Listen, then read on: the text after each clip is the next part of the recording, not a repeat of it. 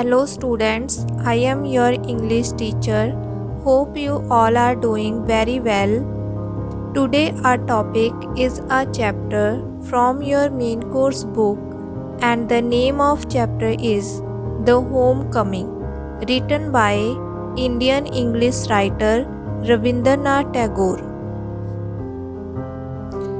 In this video, we will discuss the summary of the lesson. We will discuss it in Punjabi language. ਹਾਂਜੀ ਬੱਚੇ, ਇਸ ਕਹਾਣੀ ਦੇ main character ਹਨ। First ਹੈ ਫਟਿਕ ਜੋ ਕਿ ਇਸ ਲੈਸਨ ਦਾ ਮੇਨ ਕਰੈਕਟਰ ਹੈ। ਸੈਕਿੰਡ ਹੈ ਮਾਖਨ ਜੋ ਕਿ ਫਟਿਕ ਦਾ ਬ੍ਰਦਰ ਹੈ। ਤੇ ਥਰਡ ਹੈ ਫਟਿਕ ਤੇ ਮਾਖਨ ਦੀ ਮਦਰ। ਤੇ ਫੋਰਥ ਬਿਸੰਬਰ ਜੋ ਕਿ ਫਟਿਕ ਦਾ ਮਾਮਾ ਹੈ। ਤੇ ਫਿਫਥ ਹੈ ਬਿਸੰਬਰ ਦੀ ਵਾਈਫ ਮਤਲਬ ਕਿ ਫਟਿਕ ਦੀ ਮਾਮੀ। ਹਾਂਜੀ ਬੱਚੇ, ਹੁਣ ਅਸੀਂ ਇਸ ਕਹਾਣੀ ਨੂੰ ਸ਼ੁਰੂ ਕਰਦੇ ਹਾਂ। ਇਹ ਕਹਾਣੀ ਇੱਕ 14 ਸਾਲ ਦੇ ਲੜਕੇ ਫਟਿਕ ਤੋਂ ਸ਼ੁਰੂ ਹੁੰਦੀ ਹੈ ਜਿਸ ਦਾ ਪੂਰਾ ਨਾਮ ਫਟਿਕ ਚੱਕਰਵਰਤੀ ਹੈ। ਫਟਿਕ ਇੱਕ ਬਹੁਤ ਹੀ ਸ਼ਰਾਰਤੀ ਲੜਕਾ ਹੈ। ਜਿਵੇਂ ਕਿ ਸਾਨੂੰ ਲੈਸਨ ਦੇ ਵਿੱਚ ਦੱਸਿਆ ਗਿਆ ਹੈ ਕਿ ਫਟਿਕ ਪਿੰਡ ਦੇ ਮੁੰਡਿਆਂ ਦਾ ਮੁਖੀ ਹੈ। ਮੀਨਸ ਲੈਸਨ ਦੇ ਵਿੱਚ ਰਿੰਗ ਲੀਡਰ ਵਰਡ ਆ ਜਿਹੜਾ ਉਹ ਯੂਜ਼ ਕੀਤਾ ਗਿਆ ਕਿ ਉਹ ਰਿੰਗ ਲੀਡਰ ਹੈ। ਇੱਕ ਦਿਨ ਫਟਿਕ ਦੇ ਦਿਮਾਗ ਵਿੱਚ ਇੱਕ ਨਵੀਂ ਸ਼ਰਾਰਤ ਆਈ। ਨਦੀ ਦੇ ਕੋਲ ਇੱਕ ਲੱਕੜੀ ਦਾ ਭਾਰੀ ਲੱਠਾ ਪਿਆ ਸੀ। ਫਟਿਕ ਦੀ ਯੋਜਨਾ ਸੀ ਕਿ ਉਹ ਤੇ ਉਸਦੇ ਦੋਸਤ ਮਿਲ ਕੇ ਲੱਠੇ ਨੂੰ ਪੂਰੀ ਤਰ੍ਹਾਂ ਤਾਕਤ ਲਗਾ ਕੇ ਉਸ ਦੀ ਜਗ੍ਹਾ ਤੋਂ ਹਟਾ ਦੇਣਗੇ ਤੇ ਰੋੜ ਕੇ ਦੂਰ ਲੈ ਜਾਣਗੇ। ਇਸ ਨਾਲ ਲੱਠੇ ਦਾ ਮਾਲਕ ਆ ਜਿਹੜਾ ਉਹ ਗੁੱਸੇ ਹੋਵੇਗਾ ਅਤੇ ਫਟਿਕ ਅਤੇ ਉਸਦੇ ਦੋਸਤ ਇੰਜੋਏ ਕਰਨਗੇ। ਪਰੰਤੂ ਇਸ ਤੋਂ ਪਹਿਲਾਂ ਕਿ ਫਟਿਕ ਅਤੇ ਉਸਦੇ ਦੋਸਤ ਉਸ ਲੱਕੜੀ ਦੇ ਲੱਠੇ ਨੂੰ ਰੇੜਦੇ ਮਤਲਬ ਇੱਕ ਥਾਂ ਤੋਂ ਦੂਸਰੀ ਥਾਂ ਤੇ ਲੈ ਕੇ ਜਾਂਦੇ, ਫਟਿਕ ਦਾ ਜਿਹੜਾ ਛੋਟਾ ਭਰਾ ਜਿਸ ਦਾ ਨਾਮ ਮੈਂ ਤੁਹਾਨੂੰ ਪਹਿਲਾਂ ਹੀ ਦੱਸਿਆ ਉਸਦਾ ਨਾਮ ਮਾਖਨ ਸੀਗਾ, ਉਹ ਲੱਠੇ ਉੱਤੇ ਆ ਕੇ ਬੈਠ ਗਿਆ। ਫਟਿਕ ਨੇ ਉਸਨੂੰ ਉਸ ਲੱਕੜ ਦੇ ਲੱਠੇ ਤੋਂ ਉੱਠਣ ਦੇ ਲਈ ਬਹੁਤ ਕਿਹਾ, ਪਰੰਤੂ ਮਾਖਨ ਨਹੀਂ ਮੰਨਿਆ ਤੇ ਉਸੇ ਤਰ੍ਹਾਂ ਲੱਠੇ ਦੇ ਉੱਪਰ ਬੈਠਾ ਰਿਹਾ। ਹੁਣ ਫਟਿਕ ਨੇ ਫੈਸਲਾ ਕੀਤਾ ਕਿ ਉਹ ਉਸ ਲੱਕੜ ਦੇ ਲੱਠੇ ਅਤੇ ਮਾਖਨ ਦੋਹਾਂ ਨੂੰ ਹੀ ਰੇੜ ਦੇਵੇਗਾ। ਫਟਿਕ ਅਤੇ ਉਸਦੇ ਫਰੈਂਡਸ ਨੇ ਅਜਿਹਾ ਹੀ ਕੀਤਾ ਜਿਸ ਨਾਲ ਲੱਕੜੀ ਦਾ ਲੱਠਾ ਰੇੜਨ ਲੱਗਿਆ ਅਤੇ ਮਾਖਨ ਗਿਰ ਗਿਆ। ਹੁਣ ਮਾਖਨ ਨੂੰ ਬਹੁਤ ਜ਼ਿਆਦਾ ਗੁੱਸਾ ਆ ਗਿਆ ਅਤੇ ਉਸਨੇ ਫਟਿਕ ਨੂੰ ਕੁੱਟਿਆ। ਇਸ ਨਾਲ ਇਸ ਸਟੋਰੀ ਦਾ ਫਸਟ ਪਾਰਟ ਖਤਮ ਹੋ ਜਾਂਦਾ ਹੈ।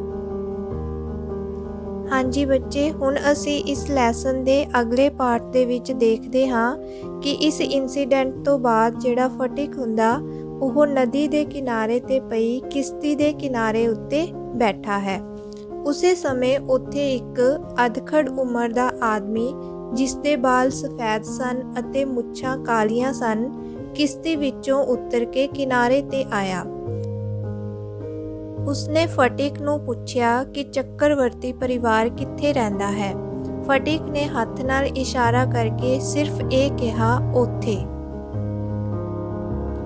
ਉਸੇ ਸਮੇਂ ਇੱਕ ਨੌਕਰ ਘਰ ਵੱਲੋਂ ਆਇਆ ਅਤੇ ਉਸਨੇ ਫਟਿਕ ਨੂੰ ਕਿਹਾ ਕਿ ਉਸਦੀ ਮਾਂ ਉਸਨੂੰ ਬੁਲਾ ਰਹੀ ਹੈ। ਫਟਿਕ ਨੇ ਜਾਣ ਤੋਂ ਇਨਕਾਰ ਕਰ ਦਿੱਤਾ ਤਾਂ ਨੌਕਰ ਉਸਨੂੰ ਚੱਕ ਕੇ ਘਰ ਲੈ ਗਿਆ। ਜਦੋਂ ਫਟਿਕ ਘਰ ਪਹੁੰਚਿਆ ਤਾਂ ਉਸਦੀ ਮਾਂ ਗੁੱਸੇ ਨਾਲ ਬੋਲੀ ਕਿ ਤੂੰ ਮਾਖਨ ਨੂੰ ਕਿਉਂ ਕੁੱਟਿਆ। ਫਟਿਕ ਨੇ ਕਿਹਾ ਕਿ ਉਸਨੇ ਮਾਖਨ ਨੂੰ ਨਹੀਂ ਮਾਰਿਆ, ਪਰੰਤੂ ਉਸਦੀ ਮਦਰ ਨੇ ਫਟਿਕ ਦਾ ਵਿਸ਼ਵਾਸ ਨਹੀਂ ਕੀਤਾ ਤਾਂ ਫਟਿਕ ਨੂੰ ਗੁੱਸਾ ਆ ਗਿਆ ਅਤੇ ਉਹ ਆਪਣੀ ਮਾਂ ਦੇ ਸਾਹਮਣੇ ਹੀ ਮਾਖਨ ਨੂੰ ਮਾਰਨ ਲੱਗਾ। ਇਸ ਨਾਲ ਉਸਦੀ ਮਾਂ ਨੂੰ ਗੁੱਸਾ ਆ ਗਿਆ। ਜਦੋਂ ਇਹ ਸੀਨ ਚੱਲ ਰਿਹਾ ਹੁੰਦਾ ਹੈ ਤਾਂ ਉਸੇ ਸਮੇਂ ਉੱਥੇ ਉਹੀ ਅਜਨਬੀ ਆ ਜਾਂਦਾ ਹੈ ਜਿਸਨੇ ਫਟਿਕ ਨੂੰ ਐਡਰੈਸ ਪੁੱਛਿਆ ਸੀ।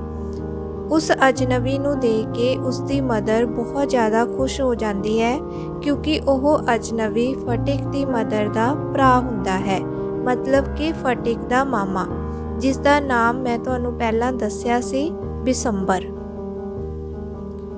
ਹਾਂਜੀ ਬੱਚੇ, ਇਸ ਤੋਂ ਅੱਗੇ ਸਾਨੂੰ ਇਸ ਲੈਸਨ ਦੇ ਵਿੱਚ ਬਿਸੰਬਰ ਅਤੇ ਫਟਿਕ ਦੀ ਮਦਰ ਦੀ ਗੱਲਬਾਤ ਤੋਂ ਪਤਾ ਚੱਲਦਾ ਹੈ ਕਿ ਬਿਸੰਬਰ ਫਟਿਕ ਦੀ ਮਦਰ ਦੀ ਮੈਰਿਜ ਤੋਂ ਬਾਅਦ ਮੁੰਬਈ ਚਲਾ ਗਿਆ ਸੀ ਅਤੇ ਹੁਣ ਉਹ ਕਲਕੱਤਾ ਵਾਪਸ ਆ ਗਿਆ ਸੀ ਅਤੇ ਵਾਪਸ ਆਉਣ ਤੋਂ ਬਾਅਦ ਉਹ ਆਪਣੀ ਸਿਸਟਰ ਨੂੰ ਮਿਲਣ ਆਇਆ। ਸਾਨੂੰ ਉਹਨਾਂ ਦੀ ਆਪਸੀ ਗੱਲਬਾਤ ਤੋਂ ਇਹ ਵੀ ਪਤਾ ਚੱਲਦਾ ਹੈ ਕਿ ਫਟਿਕ ਦੇ ਫਾਦਰ ਦੀ ਡੈਥ ਹੋ ਚੁੱਕੀ ਹੈ। ਇਸ ਤੋਂ ਬਾਅਦ ਜਦੋਂ ਬਿਸੰਬਰ ਨੇ ਫਟਿਕ ਦੇ ਮਾਖਣ ਬਾਰੇ ਪੁੱਛਿਆ ਤਾਂ ਉਹਨਾਂ ਦੀ ਮਦਰ ਨੇ ਦੱਸਿਆ ਕਿ ਫਟਿਕ ਬਹੁਤ ਜ਼ਿਆਦਾ ਸ਼ਰਾਰਤੀ ਹੋ ਗਿਆ ਹੈ ਅਤੇ ਦਿਨ ਪ੍ਰਤੀ ਦਿਨ ਉਸਦੇ ਲਈ ਪਰੇਸ਼ਾਨੀ ਦਾ ਕਾਰਨ ਬਣ ਰਿਹਾ ਹੈ। ਤਾਂ ਬਿਸੰਬਰ ਨੇ ਫਟਿਕ ਨੂੰ ਆਪਣੇ ਨਾਲ ਲੈ ਕੇ ਜਾਣ ਅਤੇ ਕਲਕੱਤਾ ਦੇ ਵਿੱਚ ਆਪਣੇ ਬੱਚਿਆਂ ਨਾਲ ਪੜ੍ਹਾਉਣ ਦੀ ਪੇਸ਼ਕਸ਼ ਫਟਿਕ ਦੀ ਮਦਰ ਅੱਗੇ ਰੱਖੀ। ਇਸ ਤੇ ਫਟਿਕ ਦੀ ਮਦਰ ਬਹੁਤ ਖੁਸ਼ ਹੋਈ ਅਤੇ ਉਹ ਇਸ ਸੁਝਾਅ ਨੂੰ ਮੰਨ ਲੈਂਦੀ ਹੈ। ਜਦੋਂ ਫਟਿਕ ਨੂੰ ਪਤਾ ਲੱਗਿਆ ਕਿ ਉਹ ਆਪਣੇ ਮਾਮਾ ਜੀ ਦੇ ਨਾਲ ਕਲਕੱਤਾ ਜਾ ਰਿਹਾ ਹੈ ਤਾਂ ਉਹ ਬਹੁਤ ਖੁਸ਼ ਹੋਇਆ। ਉਹ ਹਰ ਰੋਜ਼ ਆਪਣੇ ਮਾਮਾ ਜੀ ਨੂੰ ਪੁੱਛਦਾ ਕਿ ਉਹ ਕਦੋਂ ਜਾਣਗੇ। ਫਟਿਕ ਇੰਨਾ ਜ਼ਿਆਦਾ ਖੁਸ਼ ਸੀ ਕਿ ਉਸਨੇ ਆਪਣਾ ਵੱਡਾ ਪਤੰਗ, ਮੱਛੀ ਫੜਨ ਵਾਲਾ ਕਾਂਟਾ ਤੇ ਆਪਣੇ ਬੰਟੇ ਹਮੇਸ਼ਾ ਦੇ ਲਈ ਮਾਖਣ ਨੂੰ ਦੇ ਦਿੱਤੇ। ਜਦੋਂ ਫਟਿਕ ਅਤੇ ਉਸਦੇ ਮਾਮਾ ਜੀ ਕਲਕੱਤਾ ਪਹੁੰਚੇ ਤਾਂ ਉਸ ਨੂੰ ਦੇਖ ਕੇ ਉਸਦੀ ਮਾਮੀ ਬਿਲਕੁਲ ਵੀ ਖੁਸ਼ ਨਹੀਂ ਹੋਈ। ਉਹ ਫਟਿਕ ਨਾਲ ਵਧੀਆ ਵਿਵਹਾਰ ਨਹੀਂ ਕਰਦੀ ਸੀ। ਹੌਲੀ-ਹੌਲੀ ਫਟਿਕ ਲਈ ਆਪਣੀ ਮਾਮੀ ਦੇ ਘਰ ਅਣਚਾਹਿਆ ਮਹਿਮਾਨ ਬਣ ਕੇ ਰਹਿਣਾ, ਲਗਾਤਾਰ ਨਫ਼ਰਤ ਸਹਿਣਾ, ਲਗਾਤਾਰ ਉਸ ਔਰਤ ਤੋਂ ਬੇਇੱਜ਼ਤ ਹੋਣਾ ਸੰਤਾਪ ਬਣ ਗਿਆ ਸੀ। ਇਸ ਲਈ ਹੁਣ ਫਟਿਕ ਦਾ ਮਨ ਪੜ੍ਹਾਈ ਵਿੱਚ ਵੀ ਨਹੀਂ ਲੱਗਦਾ ਸੀ ਅਤੇ ਉਹ ਸਕੂਲ ਦਾ ਸਭ ਤੋਂ ਜ਼ਿਆਦਾ ਪਿਛੜਿਆ ਹੋਇਆ ਲੜਕਾ ਬਣ ਗਿਆ ਸੀ। ਫਿਰ ਕੀ ਹੋਇਆ ਕਿ ਇੱਕ ਦਿਨ ਫਟਿਕ ਦੀ ਪਾਠ ਪੁਸਤਕ ਗੁਆਚ ਗਈ ਤਾਂ ਹੁਣ ਉਸ ਲਈ ਸਕੂਲ ਦਾ ਕੰਮ ਕਰਨਾ ਬਹੁਤ ਮੁਸ਼ਕਿਲ ਹੋ ਗਿਆ ਸੀ, ਜਿਸ ਕਾਰਨ ਉਸ ਦਾ ਅਧਿਆਪਕ ਉਸ ਨੂੰ ਹਰ ਰੋਜ਼ ਬਹੁਤ ਕੁੱਟਦਾ।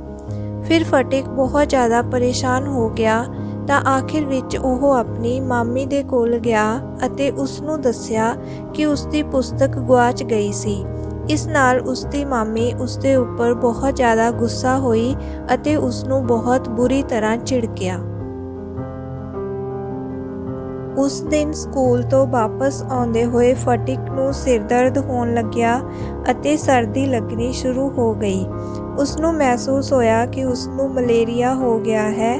ਹੁਣ ਫਟਿਕ ਨੂੰ ਇੱਕੋ ਡਰ ਸੀ ਕਿ ਜੇਕਰ ਉਹ ਘਰ ਗਿਆ ਤਾਂ ਉਸ ਦੀ ਮਾਮੀ ਲਈ ਉਹ ਪਰੇਸ਼ਾਨੀ ਦਾ ਕਾਰਨ ਬਣੇਗਾ ਅਤੇ ਉਸ ਦੀ ਮਾਮੀ ਗੁੱਸਾ ਹੋਵੇਗੀ। ਇਸ ਲਈ ਉਹ ਘਰ ਨਹੀਂ ਗਿਆ। ਉਹ ਰਾਤ ਬਹੁਤ ਜ਼ਿਆਦਾ ਵਰਖਾ ਹੋਈ। ਸਵੇਰੇ ਫਟਿਕ ਨੂੰ ਘਰ ਵਿੱਚ ਨਾ ਦੇਖ ਕੇ ਉਸ ਨੂੰ ਲੱਭਣਾ ਸ਼ੁਰੂ ਕੀਤਾ ਗਿਆ, ਪਰੰਤੂ ਉਹ ਨਾ ਮਿਲਿਆ ਤਾਂ ਬਿਸੰਬਰ ਨੇ ਉਸ ਨੂੰ ਲੱਭਣ ਦੇ ਲਈ ਪੁਲਿਸ ਦੀ ਮਦਦ ਲਈ। ਰਾਤ ਹੋਣ ਤੇ ਪੁਲਿਸ ਦੀ ਇੱਕ ਗੱਡੀ ਘਰ ਦੇ ਦਰਵਾਜ਼ੇ ਤੇ ਆ ਕੇ ਰੁਕੀ। ਵਰਖਾ ਅਜੇ ਵੀ ਹੋ ਰਹੀ ਸੀ ਅਤੇ ਗਲੀਆਂ ਵਿੱਚ ਪਾਣੀ ਭਰਿਆ ਹੋਇਆ ਸੀ। ਦੋ ਸਿਪਾਹੀਆਂ ਨੇ ਫਟਿਕ ਨੂੰ ਬਾਹਾਂ ਵਿੱਚ ਲੈ ਕੇ ਗੱਡੀ ਵਿੱਚੋਂ ਬਾਹਰ ਕੱਢਿਆ ਅਤੇ ਬਿਸੰਬਰ ਦੇ ਸਾਹਮਣੇ ਲਿਟਾ ਦਿੱਤਾ। ਉਹ ਸਿਰ ਤੋਂ ਪੈਰ ਤੱਕ ਪੂਰੀ ਤਰ੍ਹਾਂ ਭਿੱਜਿਆ ਹੋਇਆ ਸੀ ਅਤੇ ਚਿੱਕੜ ਨਾਲ ਭਰਿਆ ਹੋਇਆ ਸੀ, ਜਦੋਂ ਕਿ ਉਸ ਦਾ ਚਿਹਰਾ ਅਤੇ ਅੱਖਾਂ ਬੁਖਾਰ ਨਾਲ ਲਾਲ ਹੋ ਰਹੇ ਸਨ ਅਤੇ ਉਸ ਦੇ ਹੱਥ ਪੈਰ ਕੰਬ ਰਹੇ ਸਨ। ਜਦੋਂ ਫਟਿਕ ਦਾ ਮਾਮਾ ਉਸ ਨੂੰ ਚੁੱਕ ਕੇ ਘਰ ਦੇ ਅੰਦਰ ਲੈ ਗਿਆ ਤਾਂ ਫਟਿਕ ਦੀ ਮਾਮੀ ਉਸ ਦੇ ਉੱਪਰ ਫਿਰ ਤੋਂ ਗੁੱਸਾ ਹੋਣ ਲੱਗੀ। ਫਟਿਕ ਦਾ ਬੁਖਾਰ ਤੇਜ਼ੀ ਨਾਲ ਵੱਧਦਾ ਗਿਆ ਅਤੇ ਉਸ ਰਾਤ ਉਹ ਸਾਰੀ ਰਾਤ ਬੜਬੜਾਉਂਦਾ ਰਿਹਾ। ਬਿਸੰਬਰ ਇੱਕ ਡਾਕਟਰ ਨੂੰ ਬੁਲਾ ਲਿਆਇਆ। ਫਟਿਕ ਨੇ ਆਪਣੀਆਂ ਅੱਖਾਂ ਖੋਲ੍ਹੀਆਂ ਅਤੇ ਉੱਪਰ ਛੱਤ ਵੱਲ ਦੇਖਦੇ ਹੋਏ ਬੇਹੋਸ਼ੀ ਵਿੱਚ ਕਿਹਾ, ਮਾਮਾ ਜੀ, ਕੀ ਛੁੱਟੀਆਂ ਆ ਗਈਆਂ ਹਨ? ਅਗਲੇ ਦਿਨ ਥੋੜ੍ਹੀ ਦੇਰ ਦੇ ਲਈ ਫਟਿਕ ਨੂੰ ਹੋਸ਼ ਆਇਆ। ਫਟਿਕ ਦੀ ਹਾਲਤ ਗੰਭੀਰ ਹੁੰਦੀ ਜਾ ਰਹੀ ਸੀ, ਜਿਸ ਨੂੰ ਦੇਖਦੇ ਹੋਏ ਉਸਦੇ ਮਾਮਾ ਜੀ ਨੇ ਫਟਿਕ ਦੀ ਮਾਂ ਨੂੰ ਬੁਲਾਵਾ ਭੇਜਿਆ। ਦਿਨ ਦੇ ਪਿਛਲੇ ਪਹਿਰ ਫਟਿਕ ਦੀ ਮਾਂ ਆ ਗਈ ਅਤੇ ਉਹ ਫਟਿਕ ਨੂੰ ਪਿਆਰ ਕਰਨ ਲੱਗੀ। ਫਟਿਕ ਨੇ ਇੱਕ ਪਲ ਲਈ ਆਪਣੀਆਂ ਬੇਚੈਨੀ ਭਰੀਆਂ ਗਤੀਆਂ ਰੋਕ ਦਿੱਤੀਆਂ। ਬਹੁਤ ਹੌਲੀ-ਹੌਲੀ ਫਟਿਕ ਦੀਆਂ ਨਜ਼ਰਾਂ ਇੱਧਰ-ਉੱਧਰ ਘੁੰਮੀਆਂ ਪਰ ਹੁਣ ਉਹ ਆਪਣੇ ਮੰਜੇ ਦੇ ਆਲੇ ਦੁਆਲੇ ਖੜੇ ਹੋਏ ਲੋਕਾਂ ਨੂੰ ਦੇਖ ਨਹੀਂ ਪਾ ਰਿਹਾ ਸੀ। ਆਖਿਰ ਵਿੱਚ ਉਹ ਬੁੜਬੁੜਾਇਆ, ਮਾਂ ਛੁੱਟੀਆਂ ਆ ਗਈਆਂ ਹਨ।